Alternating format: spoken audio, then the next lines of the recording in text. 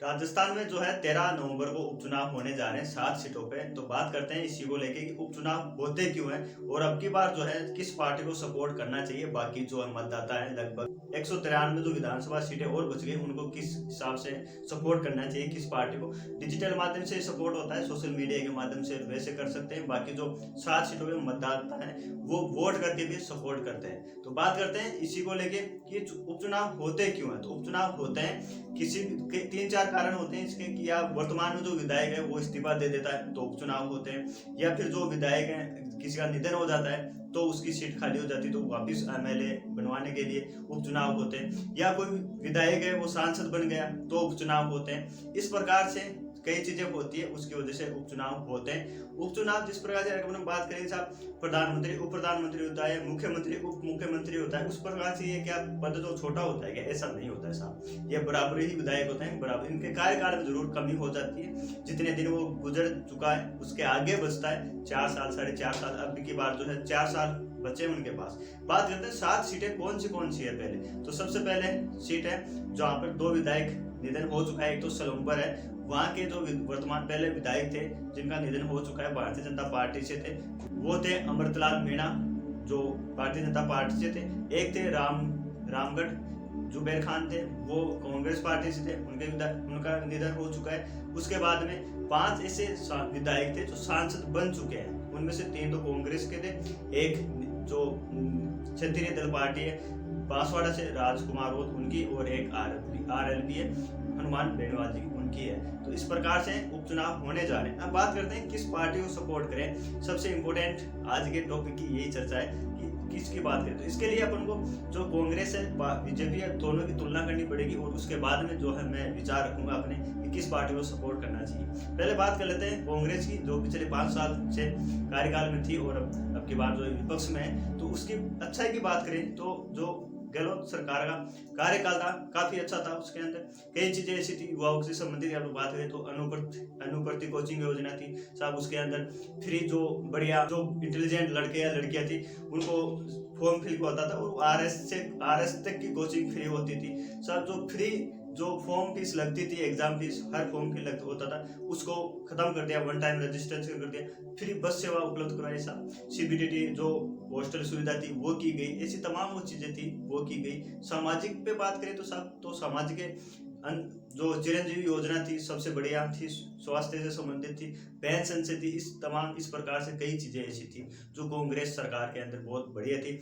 वैकेंसियों की बात करें तो वैकेंसी आई बहुत थी। अब बात करते हैं कि कमियां क्या थी जिस वजह से जो है वर्तमान जो पिछले वाली सरकार थी विपक्ष में जाना पड़े। तो उसका सबसे बड़ा कारण था, उनको भी पता है, भ्रष्टाचार इस लेवल पर बढ़ चुका था। फर्जी डिग्रियां ले लो, तमाम वो चीजें बढ़ चुकी थी और सबसे ज्यादा भारी रहा उस पर वो था पेपर लीक। पेपर करवाए बहुत गहलोत सरकार ने, नो डाउट, लेकिन लीक इतने ज्यादा स्तर पर हुए कि जैसा कि अपन अभी देख रहे हैं एसआई के अंदर फर्स्ट रैंक वाला भी फर्जी लगा था। इससे ज्यादा तो और क्या हो सकता है, वही थी। इसी वजह से क्या हुआ कि कांग्रेस सरकार इस पे स्टैंड नहीं ले पाई, उसको संरक्षण दे रही थी, आगे बढ़ती गई। एक भी भर्ती ली जो थी पेपर आउट रद्द करने की बजाय उनको दबाने की कोशिश थी, और आज जो है विपक्ष में जाके वो बैठ चुके हैं। ऐसी चीजें थी गहलोत सरकार के राज में। उनके अंदर एक ये भी थी साहब, जो थी गुटबाजी चल रही थी। गहलोत गुट अलग था, पायलट गुट अलग था, लगभग 5 साल में वही चल रही थी। एक वो भी कारण था, तो जनता को सामने मैसेज आता है कि साहब जब इनके पार्टी के अंदर एकता नहीं है तो ये फिर जो है जनता के अंदर किस प्रकार से कार्य करेगा। ये थी जो कांग्रेस पार्टी की। अब बात करते हैं वर्तमान में जो पार्टी चल रही है भारतीय जनता पार्टी है, उसके बारे में बात करते हैं। क्या क्या उन्होंने संकल्प पत्र में वादे किए थे। तो संकल्प पत्र के वादे की बात करें तो साहब उन्होंने जो आरपीएससी को भंग करने के लिए बोला था वो भंग नहीं, एसआईटी का गठन करने के लिए बोला था साहब, पेपर माफिया को नहीं छोड़ेंगे। उसी में एसओजी गठित की गई, वो कार्य कर रही है, तब बड़ी अच्छा कार्य कर रही है। लेकिन उसके अंदर कई चीजें ऐसी आई है सामने कि एक ही भर्ती को लेके बैठे, ऐसा ही भर्ती को लेके बैठे, उसके आगे बढ़ नहीं पा रहे साहब। बाबा किरोलाल मीणा जी है, वो आरएस 2018 की सबूत दे चुके हैं, आरएस 2021 के दे चुके हैं, रीट के दे चुके हैं, रीट 2021 जो L2 का था पेपर रद्द किया था उसके सबूत दे चुके हैं। लेकिन ये जो है एसआई के ही चारों तरफ घूम रहे हैं, और एसआई को रद्द करवाने के लिए इतने आंदोलन, इतने कुछ हो चुका है राजस्थान के अंदर, लेकिन अभी तक जो है सरकार के इस पे कोई स्टैंड नहीं ले पाई है। मंत्रियों की बैठक लेती है, मंत्रियों की बैठक खेल रही है साहब, वो आगे से आगे एक्सटेंड हो रही है साहब, उस पर डिसीजन नहीं ले पा रहे। अभी वर्तमान में जो मुख्यमंत्री है वो भी विदेश में है, तो इस वजह से भी है।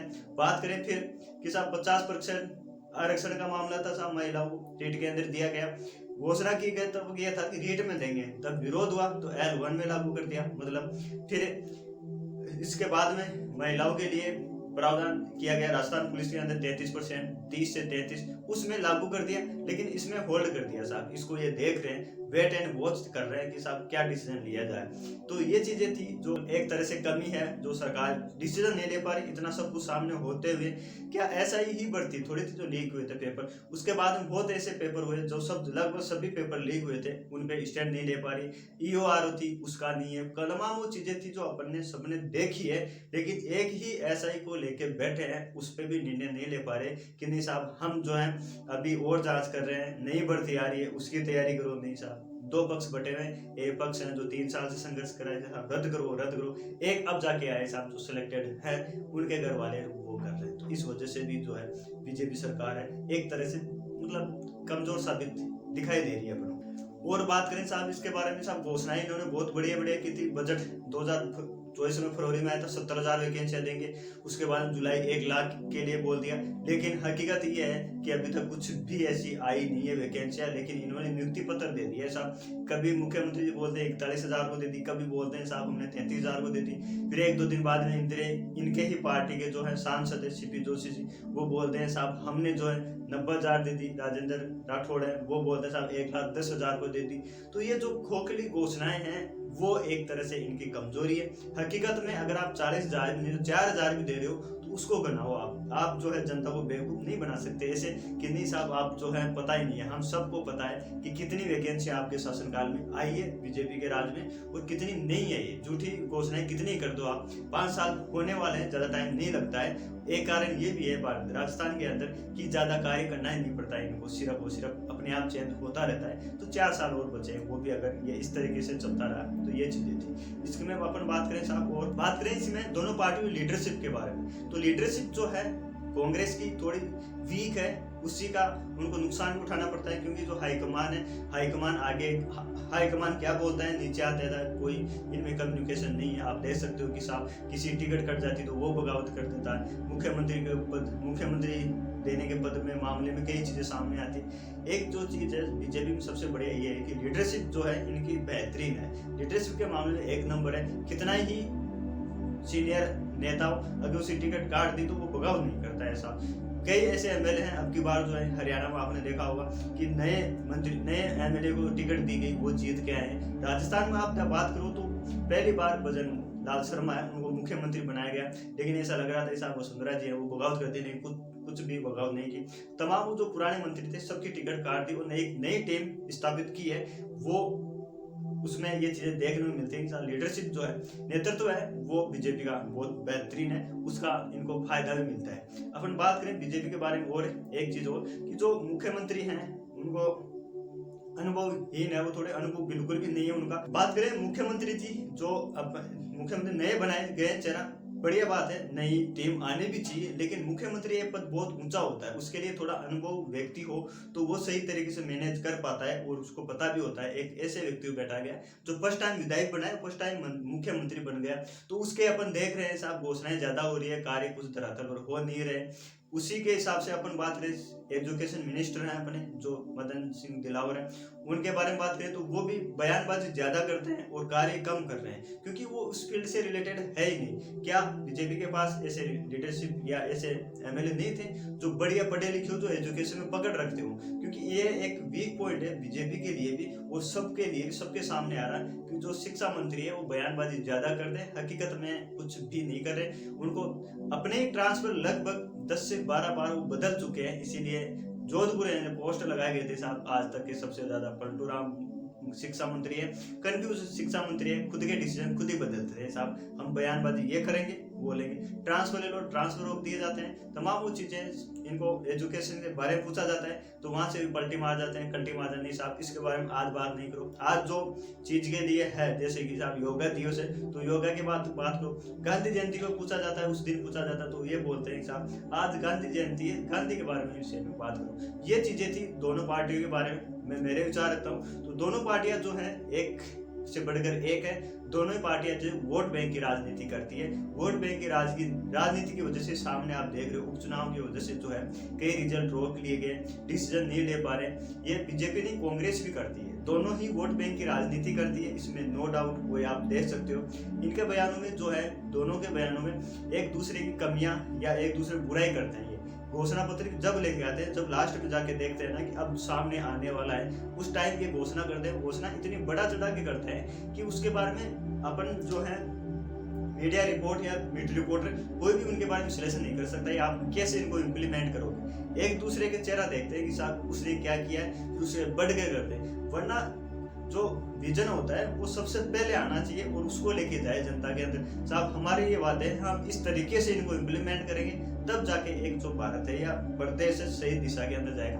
वरना ऐसे पार्टी आएगी, ऐसे जाएगी, एक 5 साल वो आएगी, 5 साल वो आएगी, ऐसे चलता रहेगा, एक दूसरे की टांग पकड़ के खींचते रहेंगे। ये है। बात करते हैं मुद्दे की जो है काम की कि किसको सपोर्ट करें। आखिर जो वहाँ के जो 7 विधानसभा क्षेत्र है वो अगर सुन रहे हैं तो उनको मैं ये कहना चाहूंगा, या फिर आगे चुनाव होते हैं ऐसे मामलों में होता है कि आप जो कैंडिडेट खड़े हैं वहां पे जाइए, उनसे पूछिए कि उनका विजन क्या है। आप अगर जीतते हो तो जीतने के बाद में आप प्रदेश के लिए जो विधानसभा क्षेत्र है उसके लिए किस प्रकार से कार्य करोगे, युवाओं के लिए क्या सोचते हो, महिलाओं के लिए क्या है, आपका विजन है क्या। एक तो विजन ये होता है कि अगर बीजेपी का है तो वो तो वही बोलेगा साहब प्रधानमंत्री जी ने ये किया है, यशस्वी प्रधानमंत्री ये बढ़ेगा वो बढ़ेगा वो, तो वो तो होता है कि साहब पार्टी के दम पर खड़ा हो रहा है। एक कांग्रेस की बात करें तो कांग्रेस की साहब वो है कि साहब राहुल गांधी जी ने जो है 4000 किलोमीटर जो न्याय यात्रा की थी, लोगों का दर्द सुना था, जो गरीबी क्या होती है ये देखी थी, वो किया था। तो मतलब ये है कि राहुल गांधी न्याय यात्रा की थी तो इसका मतलब है कि वो पहले से गरीबी नहीं जानते, महलों में रह रहे, तो महलों में रह रहे 1-2 दिन 3-4 महीने साथ में रह के किस तरीके से गरीबी महसूस कर सकते हैं। एक गरीबी देखना होता है, एक महसूस करना होता है, तो महसूस वो करता है तो उसमें माहौल में डला हुआ होता है। ये दोनों पार्टियों की है। तो आपको जो है वहाँ के जो खड़े हैं कैंडिडेट उनका विजन देखना है, सपोर्ट कर, फिर बाद में सपोर्ट करना है कि आपका हकीकत विजन क्या है। आप जीते हो तो आप क्षेत्र के लिए क्या नवाचार करोगे, उनका बोलने का तरीका, उनका बैकग्राउंड क्या है, एजुकेशन किस प्रकार से है, पहले वो क्या क्या कर चुके हैं। कोई युवा अगर नेता है, कोई उसमें फील्ड में है तो उसका सपोर्ट करे। वो जीते कि नहीं जीते वो बात अलग है, लेकिन अगर युवा है, अगर वो इस फील्ड में आ रहा है राजनीति के अंदर 7 विधानसभा क्षेत्रों में निर्दलीय भी हो तो उन सभी युवाओं से कहूँगा मैं उसका समर्थन कीजिए। वो हार भी गए ना तो भी आपके साथ खड़ा होगा, और बाकी के जो दोनों पार्टी है हारने के बाद में एक अलग जाके पंक्ति में खड़े हो जाएंगे। जिस प्रकार से अपन देखते हैं ना कि चुनाव के समय नेताजी इतने हाथ जोड़ के खड़े रहते हैं, वो 2-4 महीने वो ऐसे खड़े रहते हैं, बाकी ये जो 4.5 साल होती है जनता उनके सामने खड़ी रहती है पीछे आज मताना, और उसका करो जो धरातल से उठाओ, जो जुड़ा हुआ हो, हारने के बाद में आपके साथ खड़ा हो, नहीं साहब मैं काम हो कि नहीं हो आपकी पीड़ा सुन सके। वरना तो महिला आरक्षण का लेकर जो चल रहा है बीजेपी का तो खैर बोलेंगे नहीं, वैसे तो कांग्रेस के लीडर क्यों नहीं बोल रहे, क्यों सपोर्ट नहीं कर रहे अपना, इसीलिए सपोर्ट नहीं कर रहे क्योंकि वो डरते हैं कहीं ना कहीं, इसलिए। तो ऐसे जो है तो आपको जो है 7 विधानसभा क्षेत्र है उनमें ऐसे कैंडिडेट को सपोर्ट करना है जो वास्तव मेहनती हो, जिसके विजन क्लियर हो। ये बाकी ये नहीं है कि इन पार्टियों को नहीं हो, दोनों में किसी पार्टी का हो सकता है, मान वैसा पार्टी का जो बढ़िया करो तो उसका उनको पूछना है फिर वोट करना है। ये थी अपने जो उपचुनाव को लेकर विश्लेषण। मिलते हैं नए वीडियो में, जब तक जय हिंद जय भारत।